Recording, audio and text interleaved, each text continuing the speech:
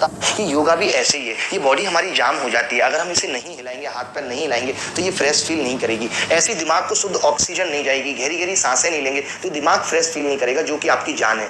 अगर आपका दिमाग ठीक है तो आप जीवन में कुछ भी पा सकते हैं। तो इसका बहुत बड़ा रोल है हर सफलता में, हर चीज में। आज जितने भी बड़े बड़े लोग हैं, चाहे आप मोदी साहब को देख लीजिए, किसी को भी देख लीजिए, जितने भी बड़े बड़े लोग हैं जो एकदम फ्रेश रहते हैं, फ्रेश फील करते हैं, उन सबके लिए जरूरी है योगा और मेडिटेशन। इससे आप डिस्ट्रैक्शन से भी बच पाएंगे, आप ये सोच पाएंगे कि मैं अपने समय का सदुपयोग कर रहा हूँ ठीक तरीके से या नहीं कर रहा हूँ, ये सारी चीजें आप सोच पाएंगे। अगला पॉइंट, पढ़ाई करो और करने को क्या है। सबसे बड़ी बात, मैंने आज की क्लास का पॉइंट एक यही है कि पढ़ाई करो और करने को क्या है। मैं आपसे पूछना चाहता हूं कि अगर आप ये पढ़ाई नहीं करते तो आपके पास करने को क्या है। क्या आपके पिताजी का इतना बस है कि आपको 20 लाख रुपए देके कोई बिजनेस करा देंगे? नहीं। क्या आपके पिताजी पे इतनी जायदाद संपत्ति है जिसके ऊपर आप अपना पूरा जीवन बिता देंगे? नहीं। तो फिर करने को क्या है? अगर आप पढ़ाई नहीं करते तो क्या आप गांव में जाके वो 10 बीघा में खेती कर लेंगे? आपकी ईगो इतनी बड़ी हो गई है, लोगों के कमेंट सुन लेंगे, लोगों के ताने आप सुन पाएंगे? नहीं। हर बात का जवाब नहीं आएगा, मैं पूछूंगा आप ऐसा कर लेंगे? क्या आपने पढ़ाई नहीं करी तो उससे आपकी शादी हो पाएगी? नहीं। क्या उसके पापा आपकी बिना जॉब लगे आपसे शादी करेंगे? नहीं। हर बात का जवाब नहीं है। क्या आप फिर उसके बिना जी पाएंगे? नहीं। हर बात का जवाब नहीं है, तो फिर करने को क्या है मैं आपसे जानता हूं। तो आपका जवाब होगा फिर सिर्फ पढ़ाई है। और जब पढ़ाई है तो फिर भैया क्यों नहीं कर रहे? फिर किस बात का इंतजार है? कब करना शुरू करोगे? और कब करना शुरू करोगे? अगर लेट करना शुरू करोगे तो क्या सफल हो पाओगे? नहीं हो पाओगे। तो इस बात को दिमाग में बिठा लो, बड़े बड़े तरीके से रूम पे लिख के रख दो, रूम की दीवारों पे, कि पढ़ाई करूं और करने को क्या है। कुछ भी नहीं है करने को। जब तक पढ़ाई कर रहे हो तब तक सोचो, घर वाले पैसे भी दे रहे हैं, सपोर्ट भी कर रहे हैं। आपने एक चीज नोट की होगी कि जब आप 12th के बाद IIT की तैयारी करने गए थे या इंजीनियरिंग की, तो आपके पिताजी इधर उधर से उधार लाके भी करने को तैयार थे और कुछ मना नहीं करते थे, कोई आप पे प्रेशर नहीं था। वहीं जब आप ग्रेजुएट हो गए, उसके बाद SSC की तैयारी के लिए क्या हो गया? पिताजी का हाथ तंग हो गया, आप नहीं दे पाते उतने पैसे।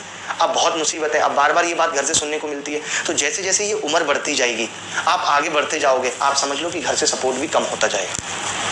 तो अब तो 12th हो गई, अब तो कुछ किया नहीं जा सकता। अगर आप उस वक्त ये बात समझ लेते, हम उस वक्त होते ये बात समझा पाते, तो शायद आप उसी वक्त पढ़ाई करके खुद को सफल बना पाते। बट अगर अभी भी नहीं बनाया तो अभी भी वक्त है, जब तक घर से सपोर्ट मिल रहा है। दोस्त मैं बता रहा हूँ, कोई आपको 8,000 की नौकरी नहीं देगा, नहीं तो ट्राई करके देख लीजिए।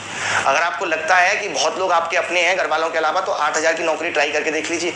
आपको लगता है कि उसके पिताजी आपका सपोर्ट कर देंगे, तो करके देख लीजिए। कोई बात नहीं करेगा आपको। लड़की ये कह के निकल जाएगी कि तुमसे तो कुछ नहीं हुआ, तुम घर कैसे चलाओगे, पापा कहीं और तय कर रहे हैं।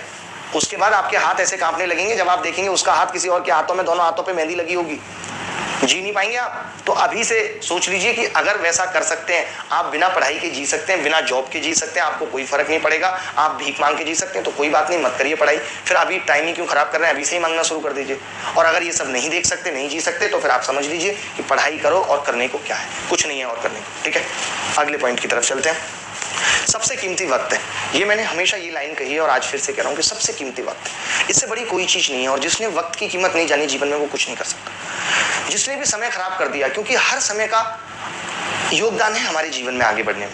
अगर हमने 1 से 2 साल की बात करें तो हमारी ग्रो हो रही थी, उस टाइम पे हम बड़े हो रहे थे, अपने पैरों पे चलना सीख रहे थे। अगर मैं 5 से 15 साल की बात करूं तो मैं बेसिक शिक्षा ले रहा था। अगर मैंने इनमें से कोई भी वक्त खराब कर दिया, जो काम करना चाहिए था वो काम नहीं किया, तो जिंदगी भर पछताना रह जाएगा, जिंदगी भर। तो आज से ही गांठ बांध दीजिए कि मैं अपने समय को खराब नहीं करूंगा।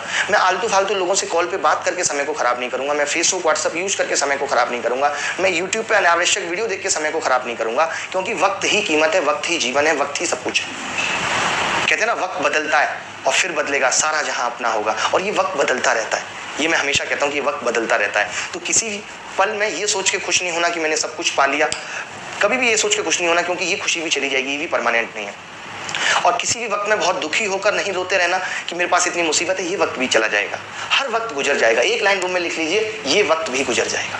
अच्छा होगा तो घमंड नहीं होगा, क्योंकि पता है ये भी गुजर जाएगा। बुरा होगा तो दुख नहीं होगा, क्योंकि पता है ये भी गुजर जाएगा। तो एक लाइन लिख लीजिए, ये वक्त भी गुजर जाएगा। किसी भी तरीके की दुख में है, किसी ने धोखा दिया है, कुछ भी किया है, सब हर चीज की हील होती है। कहते हैं ना, वक्त हर जख्म भर देता है।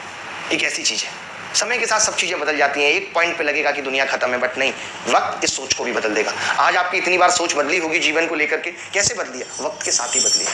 तो परेशान होने की जरूरत नहीं है। अगर आज प्री में सिलेक्शन नहीं भी हुआ है तो भी ये वक्त गुजर जाएगा और दोबारा से प्री आएगा, हम अच्छे से तैयारी करेंगे और सिलेक्शन लेंगे। अब दुगनी ताकत से लड़ना है हमें, दुगनी ताकत से इस मेहनत में लगना है, क्यों नहीं सफल होंगे। ठीक है, आगे। Nobody is here to listen your excuse। ये बड़े कमाल की बात है कि दुनिया में कोई भी आदमी यहाँ आपके, ये इंग्लिश सही लिखे मैंने, हाँ, लिसन योर एक्सक्यूज। थोड़ी बहुत गलती तो हो ही जाती है। मतलब कोई भी आदमी यहाँ आपके एक्सक्यूज सुनने के लिए नहीं है, कोई भी, चाहे आपके माँ बाप हो, माँ बाप फिर भी सुन के जवाब नहीं देंगे, बाकी लोग तो इग्नोर करके चले जाएंगे। आप कहेंगे मैं इसलिए नहीं पढ़ पाया, कोरोना में मूड ऑफ रहता था, या ये वजह थी, वो वजह थी, मैं इसलिए नहीं पढ़ पाया, इस बार मैंने ठीक से तैयारी नहीं की, ये वजह थी, मैं गाँव से आया था, मुझे इंग्लिश नहीं आती थी इसलिए मैं सेलेक्ट नहीं हो पाया। कोई भी आदमी आपके यहाँ एक्सक्यूज नहीं सुनेगा। यहाँ तक कोई नहीं सुनेगा कि मुझे पेपर के टाइम पे 103 बुखार आ गया था इसलिए मैं नहीं पढ़ पाया, कोई नहीं सुनेगा। सबको आपकी सफलता से मतलब है, सबको इस बात से मतलब है कि आप सफल हुए या नहीं हुए। क्यों नहीं हुए कोई जानना नहीं चाहता। आपने कभी सुना कि YouTube पे कोई वीडियो बन रही है, मैं सफल क्यों नहीं हुआ, 10 तरीके। हर आदमी क्या जानना चाहता है कि मैं सफल हुआ हूं, ये कैसे हुआ हूं। हर आदमी सफलता की वजह जानना चाहता है, कोई आपके असफलता के एक्सक्यूज सुनना नहीं चाहता। तो आप ये समझ लीजिए, सोच लीजिए कि कोई ये नहीं सुनेगा कि इस वजह से सिलेक्शन नहीं हुआ। आज से ही एक्सक्यूज देना बंद करिए, खुद को भी एक्सक्यूज देना बंद करिए, खुद से भी बहानेबाजी करना बंद करिए। मैंने कहा ना, सबसे पहले तो खुद के प्रति ईमानदार होना जरूरी है। खुद से बहानेबाजी बंद करनी है कि मैं इसलिए नहीं पढ़ पा रहा, बस मैंने अपने मन को समझा लिया इसलिए नहीं पढ़ पा रहा। जो काम करना है, कोई बहाना नहीं चलेगा। देखिए, आपने खुद जब तैयारी शुरू की थी तो लोग आपको मैसेज करके पूछते थे, बेस्ट ऑफ लक बोलते थे, ये सब वो सब। अब 2-3 साल तैयारी को हो गए, कोई नहीं पूछता, कोई रिश्तेदार कॉल करके बात नहीं करता। कोई पूछता है बेस्ट ऑफ लक बोलता नहीं, लोगों को लगता है यार हारा हुआ गधा है, इसको क्या बोलते हैं, पता नहीं कब सफल होगा, नहीं भी होगा। लोग आपको हारा हुआ समझ लेते हैं। तो आपको जीतना है, लोगों को दिखाना है कि मैं भी कुछ कर सकता था, और ये जरूरी है। मैंने कहा ना, मनुष्य एक सामाजिक प्राणी है। जब तक हम ऐसा नहीं करेंगे तो अपने अंदर ही अंदर घुटते रहेंगे। जो जीवन में हमने लक्ष्य सोचा है, एटलीस्ट हमें उसे तो अभी पाना ही है, वही तो सफलता है, और क्या है। और उसके लिए काम करना है। सिर्फ सोच लेने से, मुंगेरी लाल के हसीन सपने देखने से सफलता नहीं मिलती, काम करना पड़ता है। सोचने से ज्यादा उस चीज पे चलना पड़ता है। कहीं भी पहुंचना है तो रास्ते तय करने पड़ते हैं, मार्गदर्शकों से यानी कि टीचर से सलाह लेनी पड़ती है। किसी भी रास्ते पे पहुंचने के लिए जगह जगह लोगों को पूछना पड़ेगा किधर जाना है, लोग बताते हैं, उसके अनुरूप चलना पड़ता है। और फिर उसके शॉर्ट रास्ते खोजने पड़ते हैं, आसान रास्ते खोजने पड़ते हैं, जब कहीं जाके एक इंसान मंजिल पे पहुंच पाता है। इतना आसान नहीं। हर एक आदमी जो आगे बढ़ा है, सबने जीवन में मेहनत की है, हार्ड वर्क किया है, सबने एक प्लानिंग से काम किया है। एक आध कोई बिरला है जो ऐसे ही आगे बढ़ गया, आगे पूछ गया। तो आप अपने आप को क्यों बिरला समझते हैं, ये तो बताइए। आपको तो अपने आप को नॉर्मल लोगों में ही रखना है, क्योंकि ये बिरला तो कोई इतिहास बनाता है, और आप अभी से ही अपने आप को इतिहास का पार्ट समझने लगे तो ये बहुत बड़ी गलतफहमी होगी। ठीक है, आगे बढ़ते हैं। और कुछ है जानने को? हाँ, मैथ्स, रीजनिंग, जीएस, इंग्लिश